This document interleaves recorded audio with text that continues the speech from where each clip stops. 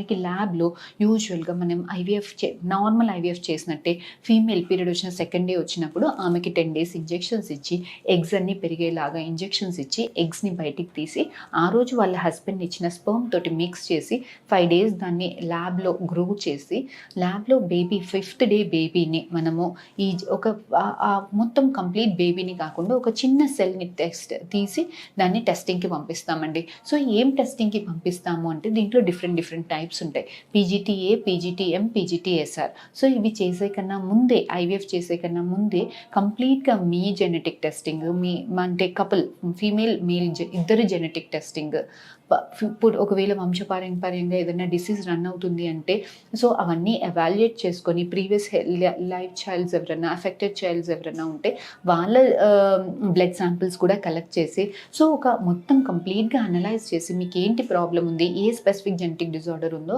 అది అనలైజ్ చేసుకొని అలాంటి జీన్స్ని ఈ బేబీకి ఉన్నాయా లేదా టెస్ట్ చేసుకొని అలాంటి ప్రాబ్లం లేని బేబీనే మనం మీ గర్భసంచిలో పెట్టినప్పుడు ఇలాంటి జెనెటిక్ డిసీజెస్ ట్రాన్స్మిట్ అయ్యే రిస్క్ అనేది చాలా తక్కువ ఉంటుందండి. సో ఇది డిఫరెంట్ జెనెటిక్ టెస్టింగ్. పీజీటీఏ అంటే ఏంటి అని అంటే రెగ్యులర్గా అందరికీ వచ్చే అనామలీస్ 5 most కామన్ అనామలీస్ని టెస్ట్ చేసేది పీజీటీఏ.